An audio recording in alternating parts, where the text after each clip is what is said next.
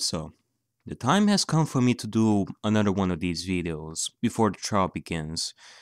And the general consensus on this type of video was mostly on the positive side when I did my first one for chapter 1. So, of course, I'm gonna continue doing it since you guys want my opinions about what I think happened and who I think the killer is.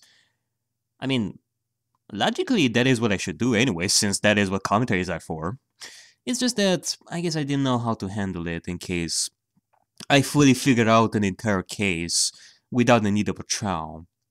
However, there is one thing that somebody actually said in chapter 1's video, and I would have to agree with it that truly, if I am to figure out an entire case or figure out who the killer is, and I'm pretty confident in who I think the killer is, it would be pretty boring. And I'm definitely gonna have to apologize for that in today's video because this is exactly the case that I'm talking about. And this is surely gonna be an interesting video for me to see what your thoughts are gonna be to what I'm about to say. And trust me, it's gonna be really, really hard for me. So,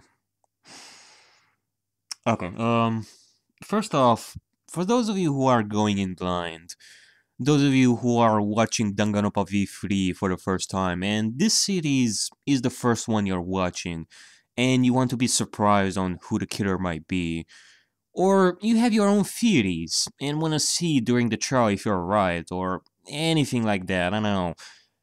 I recommend that you think about whether you want to continue watching this video or not. If you don't want me to ruin your fun, just exit the video, go watch the trial first, and when it all ends, you can come back to this video and hear me talk about the killer. That is, if you're unsure about this. I'm actually gonna wait a couple of seconds for you to exit the video. I mean, of course, if you don't mind this stuff, you can continue watching. But for those of you who are not sure, think about it and exit if you have decided on seeing it for yourself and all that. So I'm gonna wait here a little bit.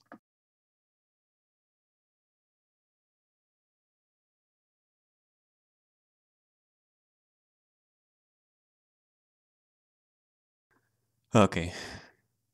Monogama? Right here! So, I'm gonna go straight to the point. I...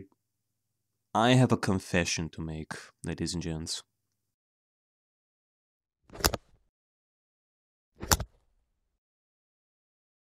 I do remember back in Danganronpa 2, in chapter 3, when we investigated Mikan's case.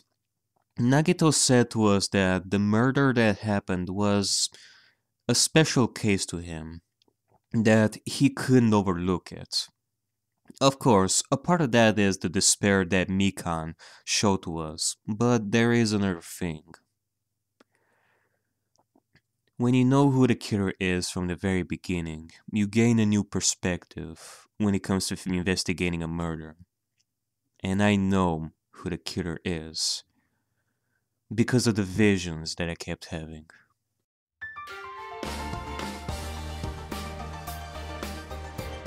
Ah, Kirumi Tojo!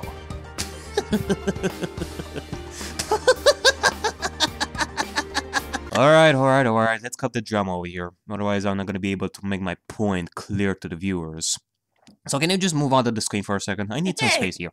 Okay, so, as some of you might remember, I have made a comment on the very first episode of this series about the fact that I got spoiled of something in this game.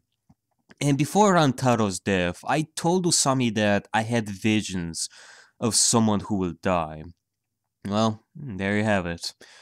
I have been spoiled of Kirumi's execution because of an image that I found on the internet way before Danganronpa V3 got released.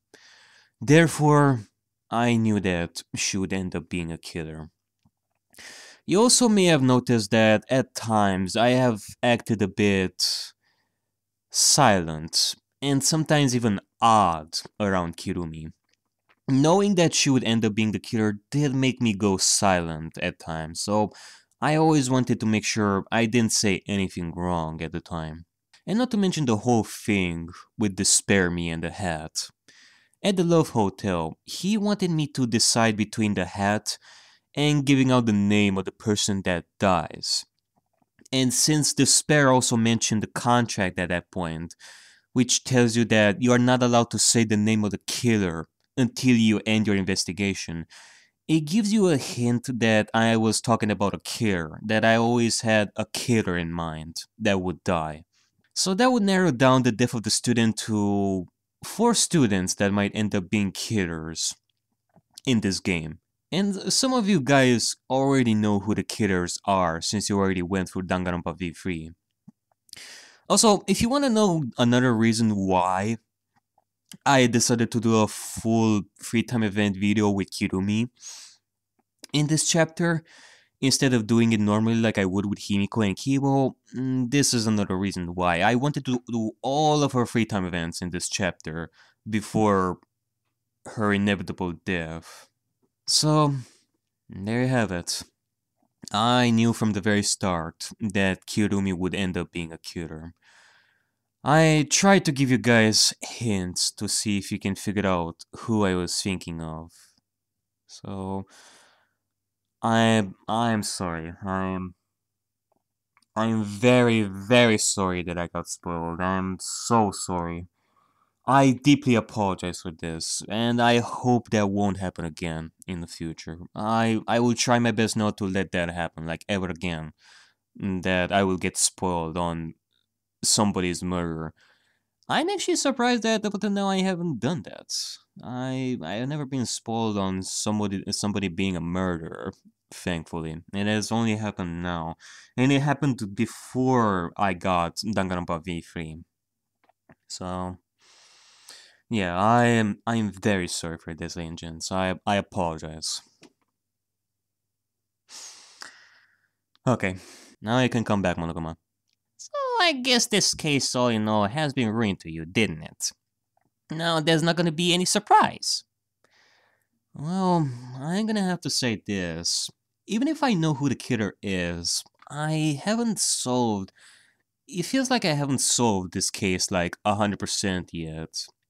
There are some details that I will still have to think about, but the general idea of how Kirumi did it, I think I mostly got it. Like, 80%, 90%, I don't know. First, it cannot be that Himiko did it. It's gonna be a bit difficult to explain, so I'll try my best. So I hope that you're gonna be able to follow me on this. Not only do I know because, well, spoilers of Kirumi being a killer, but it wouldn't make sense for Himiko to be the killer because of Ryoma's body. Gonta said that there was no one in the tank at the 20-second mark. And afterwards, we saw Ryoma get eaten when the curtains opened up. Where was Ryoma's body? Like, in the staircase? Well, no, because that would imply that somebody had to have put Ryoma's body inside the staircase before the magic show, and Himiko wouldn't have been able to do that because of the nighttime rule. Gonta saw Ryoma alive last time at 8 PM the day before the magic show. Himiko and Eiji were still preparing the stage at that point. Afterwards, they both got captured by Gonta at 8:55 PM, and they couldn't go back to the gym till morning. How would Himiko be able to put Ryoma's body inside the staircase without Angie noticing it? The only time she might have been able to do it was between 8 PM and 8:55 PM because while they were still preparing the stage, I don't know exactly what they did during that time in detail. It can be that Himiko left the gym at some point during that interval and tried to kill Ryoma before 8:55 PM. But that would mean that she would have to lure him, drown him in the shower sink in Ryoma's lab, and carry him to the gym, which by the way, she would have to go through all of the floors of the school, and then go by the dining hall, her magic lab, all the way to the gym where Angie still could have been there, and the idea is that it would be way too risky to do that, since anybody could have seen Himiko carry his body on the way to the gym. So I seriously have my doubts that Ryoma's body was inside the staircase. Well, okay. How about the piranha tank? Well, long story short, I do believe that Ryoma's body was inside the piranha tank. And when the timer reached 0, the body fell inside the water tank alongside the piranhas at the same time, and then got eaten. Reason why Gonta saw nobody inside the tank. Like, not even at the 20-second mark. Well, you may be asking, well, in that case, how come his body didn't get eaten while in the piranha tank? That is because the glass pane that we found at the crime scene actually separated the piranhas and the bodies so they wouldn't get eaten. I mean, that's the only use I could get out of that glass pane that we found during the investigation, to separate the body of Ryoma and the piranhas in that piranha tank so that he wouldn't get eaten then, and only get eaten in the water tank when they all fell. That's why the piranhas looked more crammed than Angie thought. You may also be saying, well, okay, that doesn't sound possible, since we already discussed the method of the staircase, and it sounds like a pretty similar idea, and Himiko wouldn't be able to carry Ryoma's body inside the gym since Angie still might have been there, and it would be very risky to carry his body. Well, not if the body was brought inside the gym via the windows on top of the stage. There are clear markings on both the windows of the shower room and the gym, showing us that it could be possible for a rope to have been used to connect the two inside the pool area, and carry Ryoma's body from the shower room to the gym using the rope and the inner tube.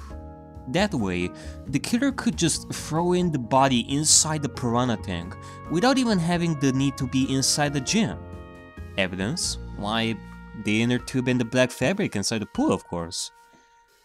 But still, who could be the killer that used this method of moving the body? I mean, based on the fabric, it could have come from anyone who wore black clothing. From Ryoma's black leather jacket, or from Kirumi's black dress, or her gloves, or Himiko's uniform, or anybody who wears like black.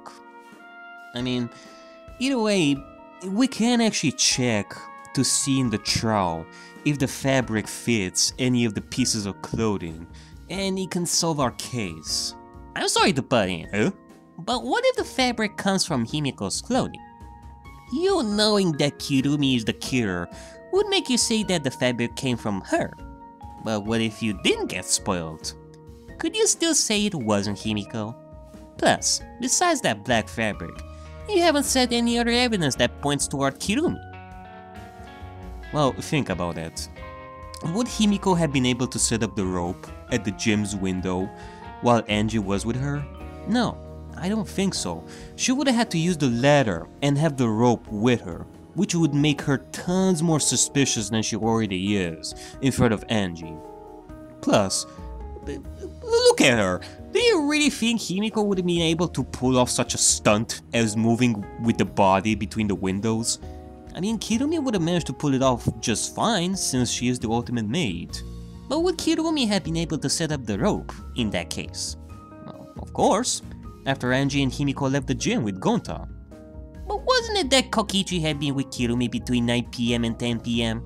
She couldn't have been able to set up the rope after 10 PM because of the nighttime rule. So when would she be able to do it? Between 8:55 PM when nobody else was inside the gym, and 9 PM before Kirumi met Kokichi.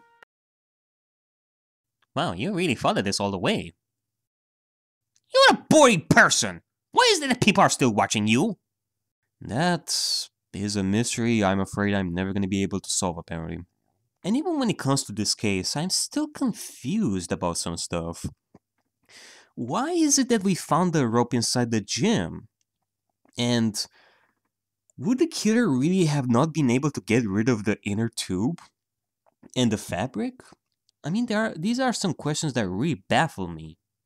In that case, could it be that you missed something and you might need to think all over? No. What if it was Himiko? Why is it that you keep thinking that Himiko did it? I have proved that she's not the killer. But what if you're wrong? How would I be wrong, goddammit? How?